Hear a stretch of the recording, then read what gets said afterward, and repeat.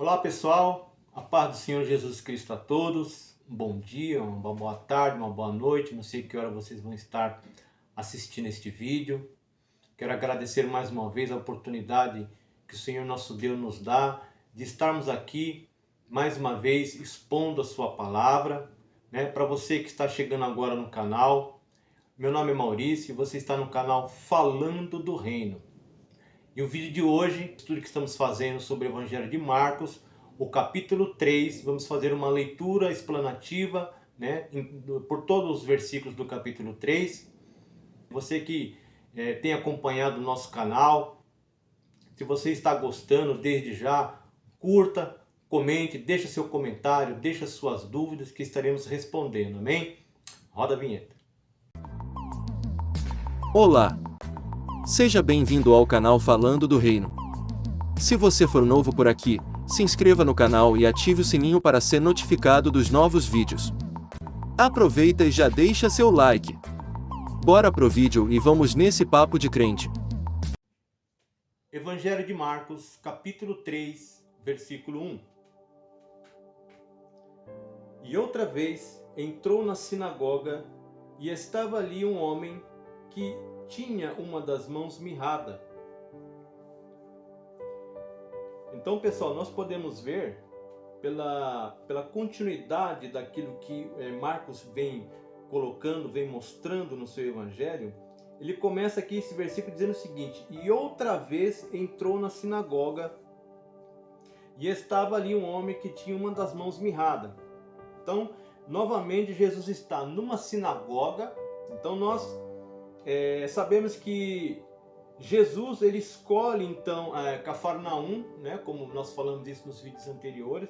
Ele escolhe Cafarnaum como a sua base missionária, e nessa cidade de Cafarnaum ele escolhe então, ele fica na casa de Pedro. E essa situação, ela na verdade ela se repete, né? A primeira vez nós encontramos lá no capítulo 1, versículo 21.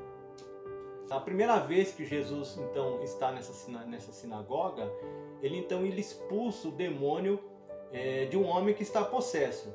E pela segunda vez aqui, tem aqui então na sinagoga um homem das mãos mirradas. Então, pessoal, a gente vê a incapacidade dos religiosos daquela época em estar, obviamente, operando esses milagres. Havia pessoas frequentando ali a sinagoga, né, sem contudo serem libertas de espíritos imundos, pessoas frequentando a sinagoga ali com enfermidades físicas. Isso demonstra então a incapacidade que os religiosos tinham de sanar este problema das pessoas. Então, se não fosse Jesus ali para estar fazendo isso, fatalmente essas pessoas permaneceriam no seu estado, né, de enfermidade, possuída por legiões de demônios. E no versículo 2 então diz assim: e estavam observando se curaria no sábado para o acusarem. Então novamente Jesus está numa sinagoga e de novo é um sábado, né? E novamente era um sábado, e pela terceira vez Jesus ele estava fazendo aquilo que os religiosos reprovavam, que é curar no sábado. Então nós temos aqui, no capítulo 2, versículo 23 e 24, os discípulos eles estavam respigando, né? Eles estavam passando por uma seara junto com Jesus, e o texto diz ali que eles estavam colhendo espigas, mas eles estavam fazendo isso para se alimentar, né? Nós falamos no vídeo anterior que a seara não era deles, a plantação ali não era deles. O ato de respigar era algo que era colocado, né? Foi criado pelo próprio Deus para que o pobre tivesse ali com que se alimentar. Então o dono de uma seara ele não podia colher fazer toda a sua colheita. Ele tinha que deixar os cantos ali para que os pobres se alimentassem. E ele foi severamente ali acusado pelos fariseus de estarem fazendo aquilo que não era lícito fazer no sábado. E pela terceira vez nós temos então agora Jesus aqui na sinagoga em Cafarnaum, e para curar um homem das mãos que tinha uma das mãos mirrada. E no capítulo 2, Jesus foi severamente então acusado pelos fariseus, né? Quando diz ali no versículo 24, vês, porque fazem no sábado que não é lícito. E aqui no capítulo 3, no versículo 2, o cenário é o mesmo, porque o texto diz o seguinte, eles estavam observando se curaria no sábado. Então eles estavam sempre ali procurando uma ocasião para condenar Jesus, procurando uma ocasião para, de certa forma, difamá-lo, acusá-lo de alguma coisa. Né? Então o que acontece? Lembrando que Jesus ele age deliberadamente dessa forma. Jesus já havia, o Marcos aliás já havia encerrado o seu capítulo 2, justamente nessa passagem do sábado, onde Jesus falava que ele era o Senhor do sábado. Jesus, então, ele é o descanso do sábado, ele é esse descanso. Então, o sábado que foi criado para o homem, não o homem por causa do sábado, Jesus, ele é o descanso, ele é o nosso descanso. Então, Jesus, mais uma vez, ele bate nessa tecla com os religiosos para provar, para tentar ensinar eles de que ele é o descanso, de que ele é aquilo que ele era o espírito dessa lei. Ele era o descanso desse sábado. Então ele faz isso deliberadamente para tentar ensinar estes homens, né, de que o homem foi criado por causa do sábado e não o sábado por causa do homem. Nós já falamos aqui que ele já tinha dito isso, né, no capítulo anterior, que ele era então o Senhor do sábado. Então mais uma vez os religiosos ali de prontidão para tentar acusar Jesus de alguma coisa. Então vamos fazer agora a leitura dos versículos 3 ao 5. Diz assim: E disse ao homem que tinha a mão mirrada, levanta-te e vem para o meio. Por que Jesus está falando isso? Porque Jesus ele quer chamar a atenção para aquilo que estava acontecendo, ou para aquilo que ele iria fazer ali. Jesus não faz as coisas de forma oculta, ele chama aquele homem para o meio, ele quer que aquela situação seja observada por todos. Então ele chama aquele homem para o meio, e ele se volta então ali no versículo 4, ele se volta para os religiosos, e ele pergunta o seguinte: é lícito no sábado fazer o bem ou fazer o mal? Salvar a vida ou matar? Então, mais uma vez, pessoal, Jesus ele estava mostrando que o que Deus exigia do seu povo era que o povo tivesse misericórdia e compaixão, cada um com o seu próximo. Principalmente os religiosos, que eles deveriam, em tese, por obrigação, agir dessa forma. Porque eles conheciam Deus, eles conheciam as leis de Deus. Então eles deveriam, em tese, agir de misericórdia e de compaixão para com essas pessoas necessitadas. Mas, infelizmente, não era essa a atitude que eles tinham com relação a essas pessoas. Então, o que Jesus queria mostrar ali, nessa passagem que nós estamos vendo, era que Deus queria misericórdia e não compaixão. Nós vemos isso anteriormente, citando Miqueias capítulo 6, versículos 6 ao 8. Então Jesus ele mostra que a interpretação que os fariseus faziam da lei sabática era na verdade contrária ao espírito desse mandamento, que consiste na promoção da bondade e da integridade, gente. O que os fariseus, os religiosos, os escribas, os saduceus não entendiam por causa da dureza dos seus corações, era que por trás do mandamento existia um espírito de vida neste mandamento. O mandamento era para a preservação da vida, era para a promoção da bondade, da integridade. Para isso as leis foram criadas.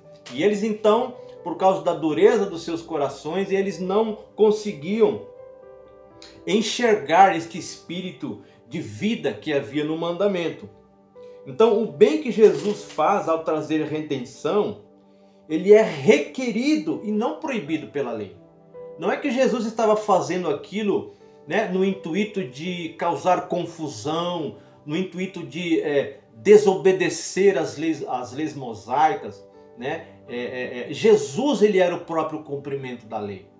Então ele estava mostrando ali que a interpretação que os fariseus faziam era na verdade uma interpretação seca, sem amor ao próximo, era uma interpretação árida, sem espiritualidade, sem compaixão. Né? Então ele se esquecia de que eles deviam amar o próximo como a si mesmo, né? Amarás o Senhor teu Deus com todo o teu entendimento, com toda a tua alma, né? E o próximo como a ti mesmo. Então os religiosos eles mantinham um relacionamento ali com Deus vertical, mas eles não praticavam esse relacionamento na horizontal com o próximo. Então Jesus mais uma vez ali agindo deliberadamente no sábado para tentar ensinar estes homens. E qual foi a resposta deles a essa pergunta de Jesus? Vamos repetir aqui a pergunta que Jesus fez a eles. E perguntou-lhes: é lícito no sábado fazer o bem ou o mal? Salvar a vida ou matar? E qual foi a resposta deles? Se calaram. Porque mais uma vez, né, Jesus, ele sempre os fariseus, os religiosos, na tentativa de pegar Jesus em alguma área, Jesus sempre dava uma invertida neles. Eles nunca conseguiam pegar Jesus em nada, porque não havia pecado em Jesus. Não havia nada com que eles pudessem usar para acusar Jesus. Então eles se calam, eles ficam em silêncio ali, não tendo nada o que responder a Jesus naquele momento. E a gente vê, pessoal, que antes de Jesus então realizar esse milagre na vida daquele homem, ele primeiramente ele trata com os religiosos. Né? Jesus podia muito bem trazer aquele homem ao meio, como ele fez, né? Mandar que aquele homem estendesse a mão e a mão fosse curada, mas ele traz aquele homem para o meio e então ele se vira para os religiosos para tratar com os religiosos essa questão do sábado, essa questão da lei, né? Então ele trata primeiro com os religiosos. E no versículo 5 desse texto que nós lemos, o texto então, Marcos ele retrata Jesus aqui como um filho do homem. Ou seja, a natureza humana de Jesus. Por quê? Jesus também era 100% Deus, mas ele era 100% homem. Ele nasceu de uma virgem, né? Ele padeceu no corpo todas as tentações que nós padecemos aqui, e ele foi vitorioso em todas elas. E ele morreu sem pecado, mas ele teve fome, Jesus teve cansaço, Jesus sentiu sono, Jesus se irou, Jesus chorou. Então, esse texto ele retrata essa humanidade de Jesus. Quando ele volta então, o texto diz que ele olhando para eles em redor, quem são eles? Esses religiosos, ele olha com indignação. Jesus fica indignado com a postura daqueles homens, daqueles dias, os religiosos, os fariseus, os saduceus, os escribas. Ele fica indignado. E a tradução dessa palavra, ela vem de um sentimento de cólera, de ira, de fúria, de vingança, de justiça, de juízo. É quase um paradoxo. Por quê? Porque ao mesmo tempo que Jesus ele está externando a sua indignação, o próprio texto já diz na sequência seguinte: ele condoendo-se da dureza do coração deles. O que é condoer-se? É sentir tristeza, é sentir pena daqueles homens, que eram incapazes de enxergar a vida por detrás dos mandamentos. Era incapaz de enxergar, era incapaz de amar o próximo. Então, ao mesmo tempo que Jesus externa a sua ira, a sua indignação, ele ao mesmo tempo ele externa também a sua tristeza em ver a dureza do coração daqueles homens. Versículo 5. E Jesus então, após tratar com a religiosidade daqueles homens, ele manda que aquele homem estenda a sua mão. Então aquele homem ele tem a mão curada e a mão dele fica sã como a outra. Então o que acontece? No versículo 6, vamos ler aqui. E diz assim: e tendo saído os fariseus, tomaram logo conselho com os herodianos contra ele. Quem é ele? Contra Jesus, procurando ver como o matariam. Então os fariseus saem daquela situação humilhados, né? Porque eles ficam em silêncio depois de uma pergunta de Jesus. Eles ficaram humilhados. O ego deles ali foi dilacerado por Jesus. Porque ele é a pedra, né? E o texto diz que em quem essa pedra cair vai esmagar. Então Jesus estava esmagando o ego, né? E a soberba daqueles homens. Eles saem dali então enraivecidos. Eles saem dali bufando contra Jesus. E eles vão fazer então um conchavo com os herodianos, que diz assim, procurando ver como mataria. Porque eles não viam, eles não conseguiam ver em Jesus nenhuma causa que fosse justa para condená-lo e para matá-lo. Então nós vamos ver aqui, primeiramente, quem eram os fariseus. Então os fariseus, eles tramam matar Jesus, motivados por inveja, porque nós falamos, eles eram incapazes de fazer essas coisas que Jesus fazia. Então eles se juntam aos herodianos. Então, mas quem eram os fariseus? Os fariseus, ele era uma seita, a mais severa seita judaica que existia eram os fariseus. Tá? Eles eram compostos por homens, segundo as pesquisas que eu fiz, estes homens eles não tinham poder aquisitivo, os fariseus. Eles insistiam no cumprimento rigoroso da lei. Eles se separavam de outros povos e inclusive dos próprios judeus. Eles não se misturavam.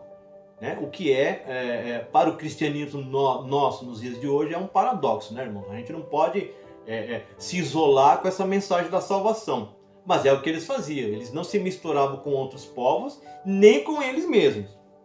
Então, por isso o significado do nome fariseu significa separados. Esse é o significado do nome. Eles observavam as práticas minuciosas, mas eles se esqueciam do espírito da lei. E os fariseus, irmãos, eles não se davam com os herodianos. Como a gente mesmo falou aqui, eles não se misturavam nem com outros povos, nem contra os próprios judeus. Mas eles ficaram tão cegos de raiva, contra Jesus, que eles então fazem um conchavo com os herodianos. E ao contrário dos fariseus, os herodianos eles não têm nada a ver com religião. Os herodianos eles eram políticos. Eles apoiavam a dinastia de Herodes, a dinastia herodiana. Eles favoreciam o Império Judaico independente, governado por Herodes sob o governo romano. Então os herodianos eles tinham influência. Eles tinham poder aquisitivo. Então qual que era a raiva dos religiosos? Vamos colocar assim, tá, irmão? Quando eu falar religioso, eu estou englobando aqui fariseus, saduceus, escribas. Então qual que era o ódio deles? A inveja. Era que Jesus estava atraindo para si multidões, pessoas, coisa que eles não conseguiam fazer. Antes, pelo contrário, eles exploravam essas pessoas. E Jesus as ajudava, as libertava. Então, eles eram motivados por inveja. E qual era a preocupação dos herodianos? Era que Jesus se proclamasse rei.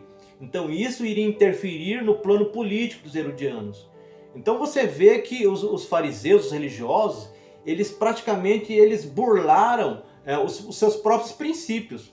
Aquilo que eles mesmos acreditavam de não se misturar. Então, eles deixam de lado o seu princípio para então fazer um conchavo com os herodianos para tentar matar Jesus. Olhem que situação que esses religiosos chegaram. E nós temos agora, do versículo 7 ao 10, vamos fazer a leitura aqui. E retirou-se Jesus com seus discípulos para o mar, e seguiu uma grande multidão da Galileia e da Judéia, e de Jerusalém, e da Idumeia, e da além do Jordão, e de perto de Tiro e de Sidom, uma grande multidão que, ouvindo quão grandes coisas fazia, vinha ter com ele. E ele disse aos seus discípulos que lhe tivessem sempre pronto um barquinho junto dele, por causa da multidão, para que o não comprimisse. Lembrando, pessoal, que eu estou usando aqui nesse estudo a versão Almeida Revista e Corrigida, ok? Só para título de curiosidade.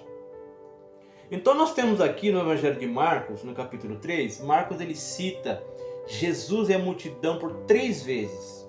Então nós temos Jesus e a multidão no versículo 7, Jesus e a multidão no versículo 20, Jesus e a multidão no versículo 32. Então nós temos aqui a primeira citação de Jesus com a multidão. E nós vemos aqui que já existe uma expansão da fama de Jesus. Então a fama de Jesus, ela já ultrapassa barreiras, fronteiras. Não é mais aquelas cidades circunvizinhas a Cafarnaum. Nós vemos aqui pelo texto que vem pessoas da Judéia, de Jerusalém, da Idumeia, da além do Jordão, ali dos arredores de Tiro, de Sidom, uma grande multidão que, diz o texto, ouvindo quão grande coisas fazias vinha ter com ele.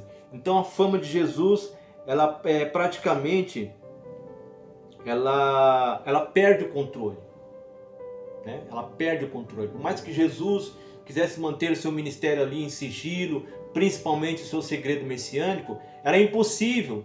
Por quê? Porque naquela época as pessoas, Jesus via aquelas pessoas, ele disse isso, como ovelhas sem pastor. Então eram pessoas que não tinham nenhuma atenção dos religiosos da época. Então de repente vem Jesus curando, perdoando pecados, porque ele tinha poder e autoridade para isso. Ele era o Cordeiro de Deus que tira o pecado do mundo. Ele vem expulsando demônios. Então a fama de Jesus cresce de uma maneira que as pessoas dessas cidades passam a vir ter com ele. E por conta dessa grande quantidade de gente, Jesus então ele se vê obrigado a pregar para essas pessoas de um barquinho. Por quê?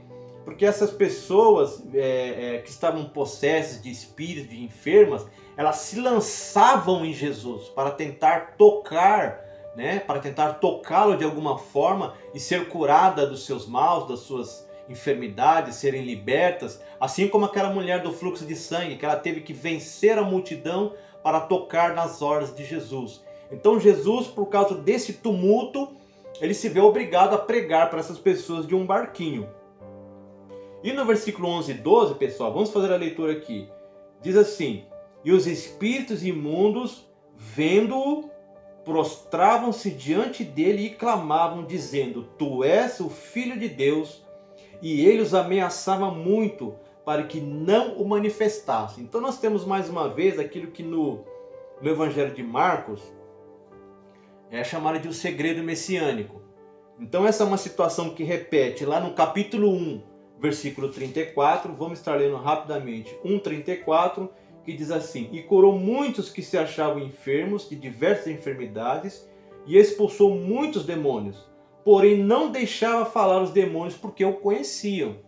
Os demônios o conheciam, os demônios sabiam quem ele era, né? E também no versículo 44 do capítulo 1, quando ele cura então aquele leproso, ele fala para aquele homem: não digas nada a ninguém, porém vai, mostra-te ao sacerdote e oferece pela tua purificação que Moisés determinou para lhe servir de testemunho. E pela terceira vez aqui, ele manda que os demônios se calassem para que ele mantivesse em segredo a sua messianidade. Ainda Jesus estava mantendo em segredo isso, porque não havia chegado a época ainda da sua morte, da sua crucificação. Ele ainda tinha muita coisa para fazer. Então ele advertia severamente, né, aqueles demônios, para que aqueles demônios não revelassem quem ele era. E eu faço aqui, pessoal, uma observação muito triste. Por quê? Porque todo mundo via que Deus era com Jesus, né? Nós sabemos que Deus estava com Jesus, que Jesus era Deus, mas aquelas pessoas viam que para fazer o que Jesus fazia, só podia ser através das mãos de Deus, através do poder de Deus. Então as pessoas que Jesus curava viam isso, enxergavam isso. Os demônios sabiam quem Jesus era. E é triste ver, pessoal, que os religiosos não conseguiram reconhecer o tempo da sua visitação. Então, menos eles foram quem não conseguiu enxergar que Jesus operava e fazia tudo aquilo através de Deus, porque Deus era com ele, porque ele era Deus. Então eles se negam a reconhecer isso, né? Então é triste ver que todo mundo reconhecia Jesus, menos o seu próprio povo. Isso entristeceu muito Jesus num certo momento, né? Quando ele chora diante de Jerusalém, ele fala Quantas vezes quis eu colocar você debaixo das minhas asas, como as galinhas fazem com os seus pintinhos, e vocês não quis. Então, a salvação ela sai dos judeus para os judeus, mas a Bíblia diz que os seus não o receberam. Então isso entristece muito o coração de Deus e também nos entristece, porque o que a dureza de um coração é capaz de fazer, né? Cegando, deixando as pessoas cegas espiritualmente, surdas espiritualmente, né? Com o coração ali endurecido, né? Nós vemos que no próprio livro de Tiago, no capítulo 2, versículo 19,